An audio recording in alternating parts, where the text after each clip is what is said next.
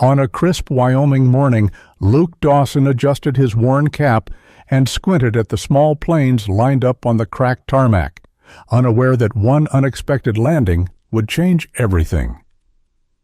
The chill bit through his denim jacket as he sipped lukewarm coffee from a battered thermos, watching a thin line of frost melt under the rising sun. Another slow day at Maple Creek Regional, he thought, unless a coyote wandered onto the runway again. At breakfast, Doris Miller at Maple Cafe had teased him. "One of these days, Luke, something real's gonna fall right into your lap. Watch out." He'd just chuckled, scraping butter across a biscuit as she poured him his usual black coffee. Maple Creek wasn't exactly a magnet for excitement. He liked it that way. The simple rhythm of minor engine fixes, neighborly chatter, and evenings spent helping Emma with her homework. That morning, he'd already checked over 2 aging crop dusters and patched a fuel line with the practiced ease of a man who found comfort in small, solvable problems. At the far end of the airstrip, the repair hangar sat like an old friend, doors yawning open to the crisp sky. Luke wiped his hands on a rag and glanced across the way, catching sight of Emma running toward him, a shoebox cradled proudly in her arms. "Daddy, look!" she called, breathless. "I made a new plane." She held it up, cardboard wings fashioned from cereal boxes, colored tape trailing like proud battle scars. He crouched low, inspecting her handiwork with a craftsman's eye. "That's some fine engineering," he said, tapping the wing gently. "FAA might want to certify this one." Emma giggled, cheeks flushed with pride. "Can we fly it after lunch?" "Sure thing," Luke smiled, ruffling her hair. "We'll give it a real test flight. Might even fix that rudder this time." The quiet hum of the morning was suddenly broken by a crackle from the small radio clipped to Luke's belt. Static buzzed, then a voice. "Maple Creek Regional. This is Falcon 9 requesting emergency landing clearance. Engine warning light on approach." Luke stood up fast, instincts kicking in sharper than the cold air against his skin. "Emergency inbound," he muttered to Emma, who immediately stepped back with wide eyes. He grabbed his battered red toolbox, legs moving before his mind caught up. Across the tarmac, a few airport staff poked their heads out from the maintenance shed, murmuring in surprise. Private jets were as rare here as snowstorms in July. Minutes later, the low hum of turbines grew louder, slicing through the crisp stillness. Luke jogged toward the end of the strip, toolbox clanging at his side, heart steady, the way it only was when something needed fixing. The Gulf Stream came into view, a sleek silver bird gleaming unnaturally among the battered crop dusters and muddy work trucks. Its landing was cautious, the nose dipping slightly before settling with a reluctant grace onto the weathered runway. The jet taxied slowly, engines whining down to a purr as Luke reached the strip's edge, breathing hard against the cold. For a moment, no one moved. The town's tiny operations shack crackled with radio chatter, but Luke barely heard it. He set his toolbox down carefully and pulled off his gloves, hands steady despite the adrenaline tightening his chest.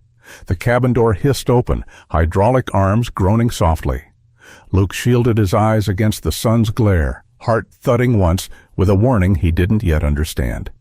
A tall, poised woman stepped down onto the cold tarmac, her eyes sweeping the unfamiliar world with controlled apprehension. Vivian Hart was used to boardrooms and marble lobbies, not oil-stained tarmac, cold Wyoming winds, or the man who met her gaze without flinching. She stepped carefully down the aircraft stairs, the thin heels of her boots clicking sharply against the cracked concrete. The wind pulled at her tailored gray coat, snapping it like a flag against her legs. Vivian tightened the belt with a gloved hand, scanning the empty landscape, the modest hangar in the distance, and the man approaching with the steady gait of someone not easily impressed. Somewhere in the back of her mind, Maggie's voice surfaced, a reminder offered half-jokingly before takeoff. "Small towns have long memories. Be careful who you trust." Vivian almost smiled. Almost. The man, Luke Dawson, she guessed from the maintenance call sign, stopped a respectful distance away and tipped his cap slightly. His jacket was frayed at the elbows, and his boots bore the permanent dust of honest work. Yet when he spoke, his voice was calm, sure. "Morning, ma'am. Heard you had a warning light on approach." Vivian nodded briskly. "Yes, starboard engine. Pilot said it might be a sensor glitch, but I prefer not to take chances." Luke's eyes narrowed thoughtfully, not in suspicion, but in calculation. "Mind if I take a look?" She gestured toward the jet. The co-pilot, a young man, whose pressed uniform and polished shoes looked wildly out of place here, hovered behind her, his face tight. Luke paid him no mind. Tools in hand, he ducked under the fuselage with the casual reverence of someone approaching an old friend, not a multi-million-dollar machine. Vivian folded her arms against the wind and watched. It didn't take long. Luke's movements were spare, efficient. His fingers, though rough and calloused, were surprisingly precise as he worked. He muttered to himself occasionally, low enough that she couldn't hear. "Cracked manifold gasket," he said after a few minutes, standing and wiping his hands. "Small now. Big trouble later if you kept flying." The co-pilot frowned, stepping forward. "We should call corporate maintenance, ma'am. Fly in a team." Vivian didn't answer immediately. Instead, she studied Luke, the honest lines etched into his face, the quiet confidence in his stance. She made decisions for a living, usually within seconds. This one was easy. "We'll go with your repair," she said, addressing Luke directly. He nodded once, no smugness, just acknowledgement. "I'll patch it good enough to get you to Cheyenne safe. Full replacement still needed after." While Luke returned to the hangar for supplies, Emma wandered over from where she'd been tracing her sneaker in the frost. In her hands, she carried the cardboard plane she'd shown Luke earlier. "This is for you," she said, shy but firm, holding it out to Vivian. "You gotta dream big." Vivian blinked, caught off guard. No assistant, no shareholder meeting, no interview had ever disarmed her so thoroughly. She accepted the crude plane as if it were made of gold. Her face softened into a smile. Small, genuine, the first she'd felt in what seemed like weeks. Luke returned, catching the exchange with a glance but saying nothing. As he worked, Vivian hovered nearby, curious despite herself. "Not every day you trust a stranger with a 40 million jet," Luke remarked, not looking up. "Not every day a stranger looks at me without seeing dollar signs," she replied. He grunted, a sound that might have been agreement. They worked in companionable silence after that, broken only by the wind rattling the hangar doors. When he finally packed away his tools, Vivian, acting on a sudden impulse, said, "You and your daughter, would you join me for coffee? At the terminal, my treat." Luke straightened slowly, studying her, not just for who she appeared to be, but for what he senses she's trying to hide. Inside the Maple Creek Terminal Cafe, a billionaire and a mechanic sat across chipped tables, sipping bad coffee, and unknowingly building something extraordinary. The heater in the corner rattled intermittently, fighting a losing battle against the Wyoming chill that leaked through frosty windows. The place smelled of burnt toast and pumpkin pie spice, a scent both weary and welcoming. Luke stirred his coffee slowly, the chipped mug warming his calloused hands. Across from him, Vivian Hart sat with careful posture, her designer coat folded neatly over the back of her chair. Despite the stiff set of her shoulders, Luke noticed how her fingers absently traced the battered cardboard plane Emma had gifted her, as if anchoring herself to something less fragile than appearances. The waitress, Marlene, bustled by, balancing a tray laden with pancakes and bacon. She paused at their table with a knowing smile. "Your usual, Luke? And for the young lady, pie's on the house. Can't have a Dawson leave here unfed, especially with Thanksgiving coming up." Emma grinned up at her from the next seat, swinging her legs. "Apple pie, please. And can I have extra whipped cream?" "You got it, sweetheart," Marlene winked, scribbling the order on a notepad before hurrying off. Luke cleared his throat, feeling oddly exposed across the worn Formica table. "Emma and well, it's been mostly the two of us since my wife Sarah passed 3 years back." He said it plainly, No dramatic pause, just truth laid out like a well-worn tool. Vivian's hand stilled on the little plane. She met his eyes without flinching. "I'm sorry." He shrugged lightly, the motion masking a deeper ache. "Life happens. You just fix what you can." Vivian smiled, small and sad. "Fixing things," she echoed. "I wish I was better at that." Luke leaned back, regarding her thoughtfully. "Seems like you do fine." She gave a soft, almost bitter laugh. "People think money fixes everything, but sometimes it just makes you untouchable, like no one's sure if they're talking to you or your bank account." Emma, oblivious to the adult gravity hanging between them, piped up brightly. "Did you ever build something, like Daddy does with planes?" Vivian blinked, startled, then smiled genuinely. "Once. A soapbox car. My mom and I built it together when I was 8. "What color?" Emma asked, wide-eyed. "Bright yellow," Vivian said, a note of wonder creeping into her voice. "It wobbled like crazy, but it was ours." Luke chuckled. "Sounds like engineering genius to me." After they finished their coffee, and Emma demolished her slice of pie, Luke stood and stretched. "You've seen the outside of the hangar. Want a quick tour?" Vivian hesitated only a second before nodding. Emma grabbed her hand without invitation, tugging her along like an old friend. Inside the hangar, shafts of afternoon light pierced the dust motes swirling in the high rafters. Old planes sat in various stages of restoration, their bodies dinged and dulled, but stubbornly enduring. Vivian walked slowly between them, fingertips trailing along the battered metal skins. "These planes," she murmured, "they're like old warriors." "Still got a lot of fight left," Luke agreed quietly. Her phone buzzed, a shrill reminder of the world outside. Vivian pulled it out reluctantly, Maggie's name flashing on the screen. She pressed decline without a second thought, slipping the phone back into her coat pocket. Standing amidst the relics, she turned to Luke, voice low. "The world sees polish," she said. "You fix things that polish can't hide." Luke didn't answer.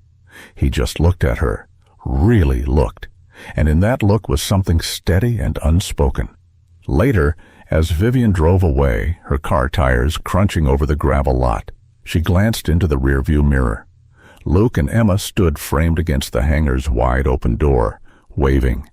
A simple, unguarded snapshot of a life she realized she wanted, but didn't know how to claim yet. Luke tugged awkwardly at the collar of his rented tux, feeling like a worn-out wrench in a drawer of silver cutlery. The starched shirt itched at his neck, the polished shoes pinched his toes, and the opulence of the Ritz-Carlton ballroom pressed down on him like a heavy, unseen hand. He shifted Emma's small hand into his, grounding himself with the simple comfort of her warm fingers. Tucked inside his jacket pocket was the crumpled crayon note Emma had slipped to him before they left Maple Creek. "Be brave. Fix hearts, too." Luke touched it lightly, drawing strength from the crooked letters. The chandeliers above shimmered like inverted icicles, casting fractured light across the gleaming marble floors. Vivian was waiting near the stage, her silver gown catching the light in a way that made her seem almost otherworldly. But when she caught sight of Luke and Emma, her face broke into a real, unmistakable smile, one that crinkled the corners of her eyes and banished some of the grandeur around them. He barely made it 10 steps into the room before he felt the weight of eyes. Polished guests in sharp suits and glittering dresses offered tight smiles that didn't reach their eyes. Conversations faltered and shifted like the breeze, and though no one said a word aloud, Luke could hear the whispering silence. "Is that the mechanic? A charity case, maybe?" Vivian swept toward them, taking Luke's free hand without hesitation, her fingers cool but firm. "You made it," she said warmly, ignoring the murmurs. Emma beamed up at her, oblivious to the tension humming through the air. Luke did his best to breathe through it, focusing on the small signs of comfort. Emma's delighted laugh at the dessert table, Vivian's easy way of steering conversations away from pointed questions. For a while, he could almost forget. But then Richard Langford appeared. Tall, tanned, exuding the kind of smooth confidence money breeds, Richard intercepted Luke near the bar with a champagne flute dangling from 2 fingers. "Luke Dawson, right?" he said with a smile that didn't reach his eyes. Vivian's latest project. Luke stiffened, every muscle in his back locking into place. "Just a guest," he said evenly. Richard chuckled, low and patronizing. Sure. No harm in a little charity work. Vivian's always had a soft spot for pet causes. Just don't get too comfortable. Worlds like this." He gestured vaguely to the crystal, the silk, the gold. "They're not built for men like us." Before Luke could respond, Richard melted back into the crowd, leaving the words hanging like smoke. Luke swallowed hard, the champagne turning sour in his gut. He glanced across the room, finding Vivian deep in conversation with a group of donors, her laughter like a silver thread winding through the heavy air. He was halfway to the exit when the lights dimmed and the MC's voice filled the room, calling attention to the stage. Vivian stepped into the spotlight, poised and radiant, her voice ringing clear as she spoke about the Wings of Grace initiative, about giving children in forgotten places the chance to believe in flight again. And then, subtly, she shifted.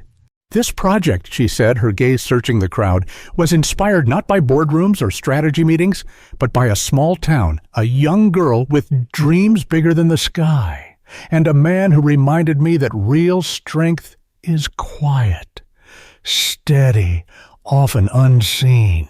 The applause that followed was thunderous. Luke joined in mechanically, his hands numb. He knew she meant him. He knew it should have mattered. But the voices of doubt, Richard's, the guests', his own, drowned everything else. While the room erupted around him, Luke slipped quietly out the side door, Emma's small hand clutching his tightly, confusion clouding her big blue eyes. From the gala steps, Luke glanced back once, catching Vivian searching the crowd for him, before he turned and disappeared into the Denver night. Luke pressed a cool cloth to Emma's burning forehead, praying softly to the cracked ceiling above their small home. His hands, so steady with wrenches and rivets, shook as he wrung out the cloth and placed it again on her flushed skin. Emma stirred, her small body restless against the worn couch cushions. Outside, the Wyoming wind rattled the windows, carrying with it the brittle smell of frost. In the thick, choking quiet, Doris Miller's words echoed through his mind. "Don't wait for the next storm to realize you're standing under a good roof."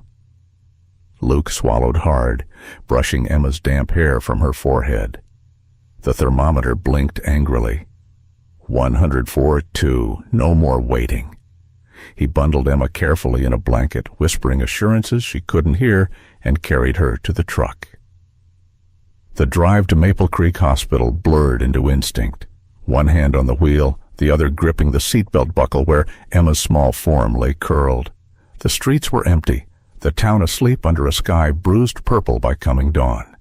In the emergency room, fluorescent lights buzzed overhead, too harsh against the sterile white walls.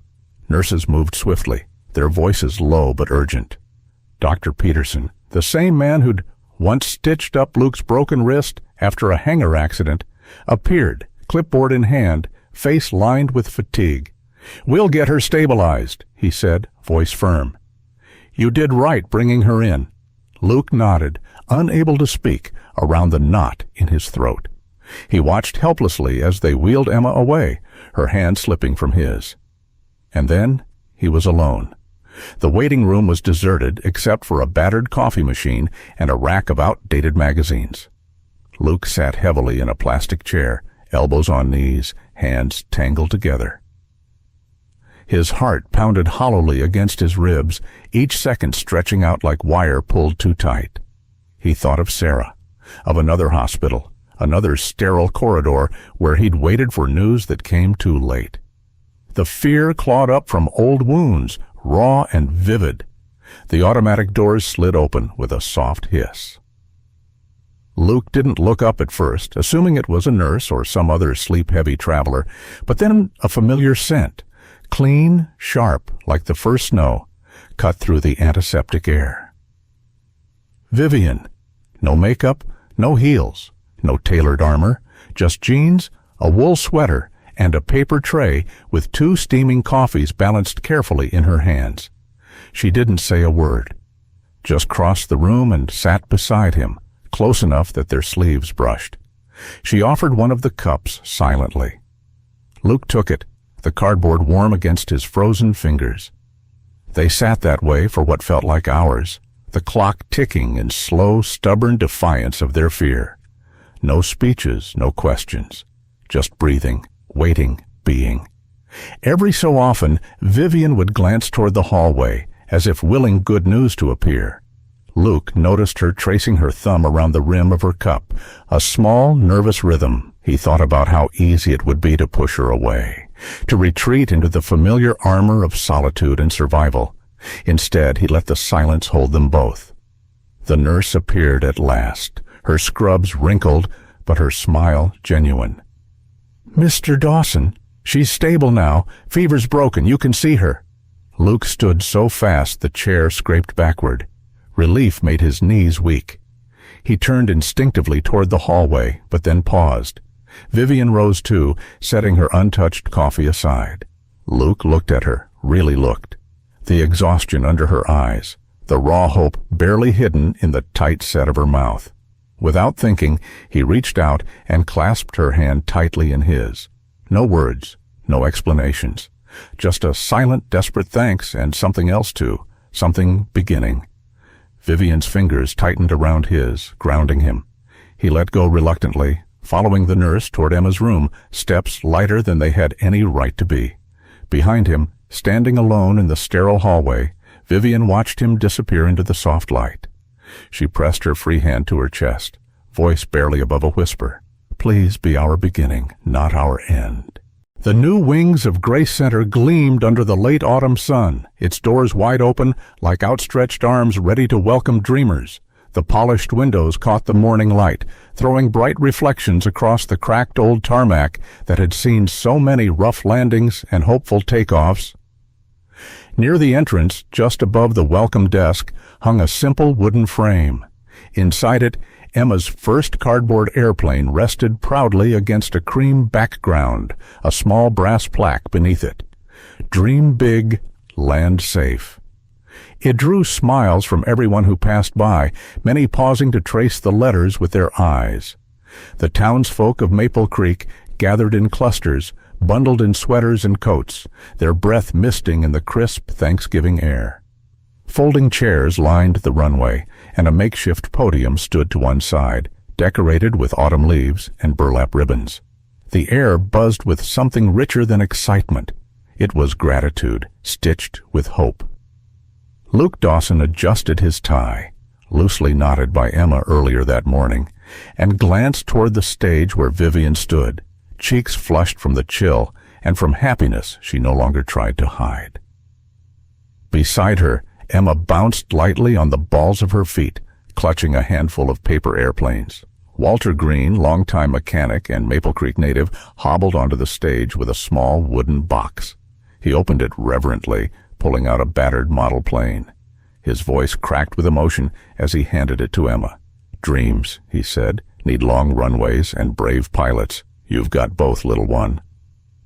The children's paper airplane contest followed, filling the air with shrieks of laughter and colorful wings fluttering against the sky. Parents clapped and whistled. Dogs barked.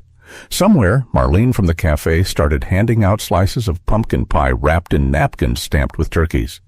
When the crowd settled again, Luke took the podium. He cleared his throat, glanced at Vivian and Emma, and spoke simply. "Thank you for believing in what seemed improbable, for trusting in dreams built from cardboard and second chances." Vivian wiped at her eyes, the happy tears streaming freely. She didn't care. This, standing shoulder to shoulder with the people she had once thought she could never reach, was real wealth, No stock price, no gala, no headline could touch it. As the sun dipped lower, a small Cessna, lovingly restored by Luke and a handful of Maple Creek kids, lifted off the runway. It rose steadily into the Wyoming sky, its silver wings flashing against the deepening blue. Luke and Vivian stood hand in hand, the wedding bands on their fingers glinting in the light, a quiet promise made real earlier that summer. Vivian leaned in, voice low and full of wonder. What should we fix next? Luke smiled, eyes crinkling in quiet joy. Maybe each other, a little more every day. The wings of Grace Center stood against the fading autumn sky, not just as a building, but as a promise that dreams, once nearly lost, could find new wings. Through small acts of kindness and faith in the unseen, Luke, Vivian, and Emma built something stronger than steel, a family forged by hope. Like a quiet lantern in a long winter night, unconditional kindness has a way of lighting paths we didn't even know we were walking. If this story touched your heart, perhaps today is a good day to pass a little of that light along.